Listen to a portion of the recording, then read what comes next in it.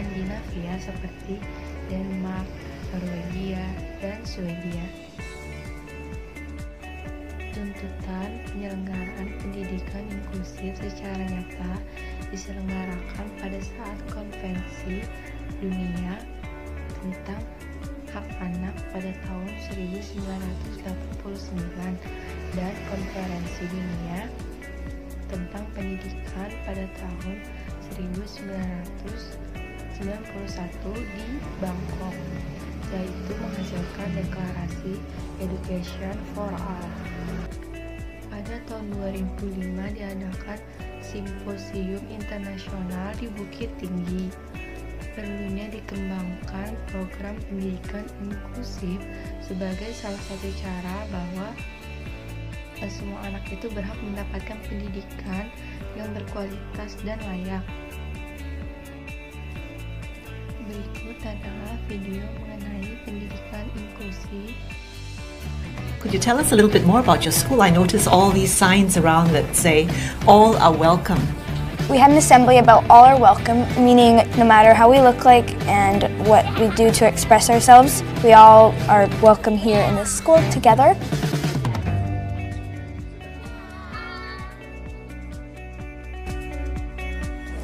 Assalamualaikum, saya Rizky Jidan. Di sini saya menjelaskan sedikit tentang sejarah pendidikan inklusif di Indonesia yang bersumber dari sini.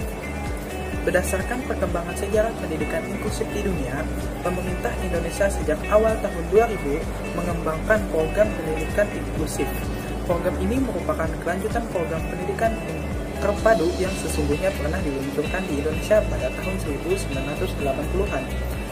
Selanjutnya, pada tahun 2004, Indonesia menyelenggarakan konvensi nasional dengan menghasilkan Deklarasi Bandung dengan komitmen Indonesia menuju pendidikan inklusif. Keseriusan pemerintah mengenai hak-hak penyandang disabilitas dalam bidang pendidikan dibuktikan dengan lahirnya Undang-Undang Nomor 20 Tahun 2003 yang di dalamnya termasuk hak-hak penyandang disabilitas, yakni dalam bab 4 pasal 5 ayat 1 dan 2 yang berbunyi sebagai berikut. Pemerintah Indonesia juga menandatangani Convention on the Rights of Persons with Disabilities yang artinya yaitu konvensi mengenai hak-hak penyandang disabilitas pada tanggal 30 Maret 2007 di New York. Selanjutnya, pemerintah mengesahkan konvensi yang telah ditandatangani tersebut dengan melahirkan Undang-Undang Nomor 19 Tahun 2011 tentang pengesahan Convention on the Rights of Persons with Disabilities. Terima kasih. Perkembangan pendidikan inklusi di dunia. Munculnya pemikiran mengenai pemikiran inklusi di dunia dimulai dengan adanya ketidaksesuaian dan juga ketidakmerataan dari segi sosial, budaya, ekonomi, dan pendidikan. Pendidikan merupakan permasalahan utama dan solusi pertama untuk memecahkan masalah ini. Oleh karena itu, lembaga di bawah naungan PBB yaitu UNESCO mengusulkan untuk mengadakan konferensi internasional yaitu konferensi The Jomtien World Conference on Education for All yang diadakan di Thailand pada tahun 1990. Pada konferensi tersebut dihadiri oleh berbagai negara anggota PBB dan juga organisasi dari bawahan PBB untuk memikirkan solusi konsep pendidikan untuk semua.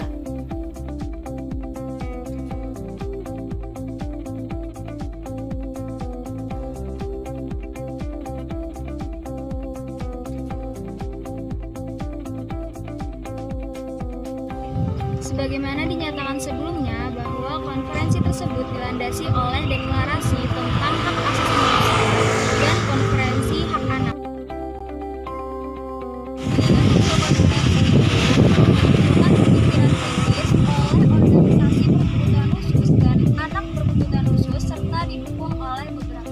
Mereka membuat konferensi baru dengan landasan konferensi sebelumnya ditambah peraturan standar tentang kesamaan kesempatan untuk orang-orang berkebutuhan. Konferensi ini dinamakan The Salamanca World Conference on Education. Konferensi inilah muncul prinsip-prinsip dan konsep dasar dari pendidikan inklusif yang selanjutnya dikenal dengan pernyataan Salamanca tentang inklusif.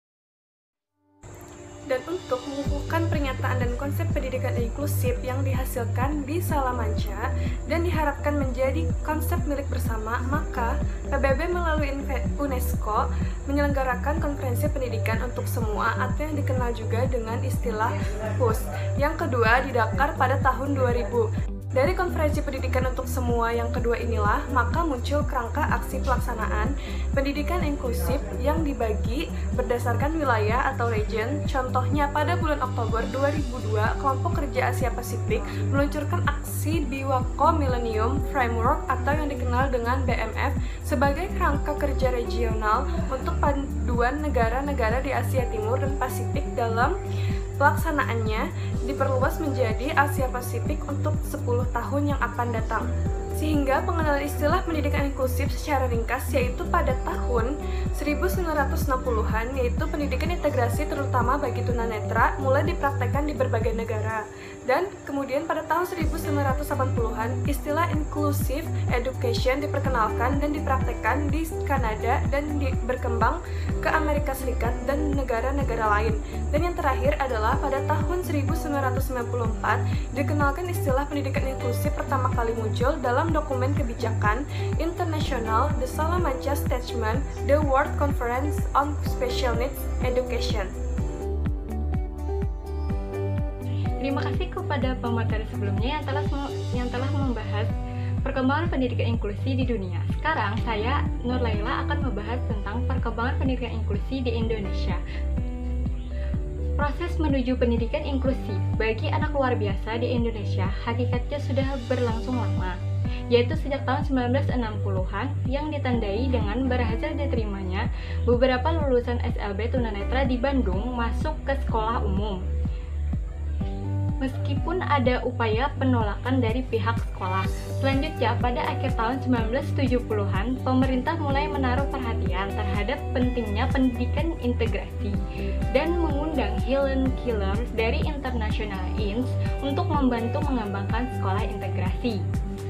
Keberhasilan dari proyek tersebut telah menyebabkan diterbitkannya Surat Keputusan Menteri Pendidikan Nomor 002-U-1986 tentang pendidikan terpadu bagi anak cacat.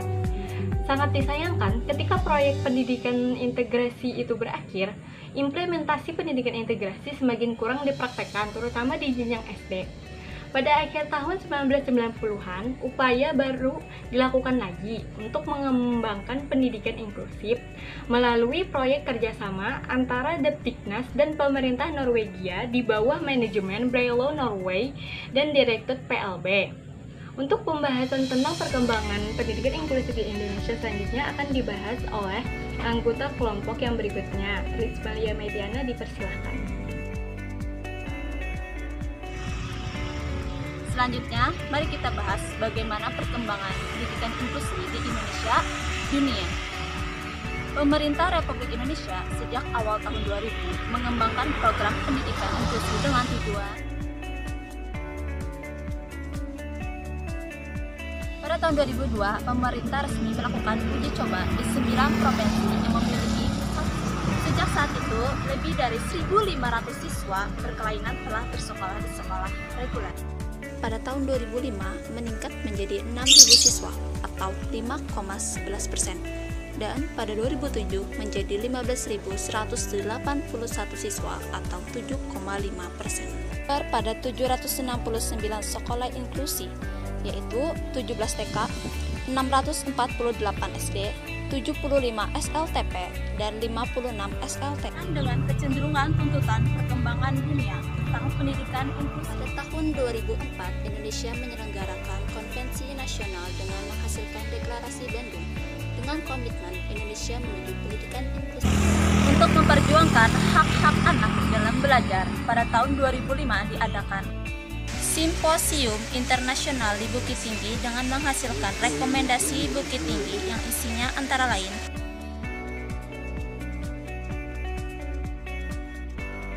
Perkembangan pendidikan inklusif di Indonesia pada tahun 1901 sampai 1980, perhatian pemerintah mulai kepada pendidikan tunanetra dan anak berkebutuhan khusus lainnya pada dekade 1990 sampai 2000 dengan munculnya paradigma pendidikan yang telah menjadi kesepakatan masyarakat dunia, semua anak berhak mendapatkan layanan pendidikan dengan konsep inklusi, di mana sekolah-sekolah reguler secara bertahap menerima anak berkebutuhan khusus yang berada di sekitar daerah tersebut.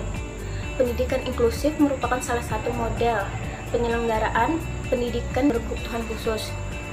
Model yang lainnya diantaranya adalah sekolah segresi dan pendidikan terpadu. Sekolah segresi adalah sekolah yang memisahkan anak berkebutuhan khusus dari sistem persekolahan reguler.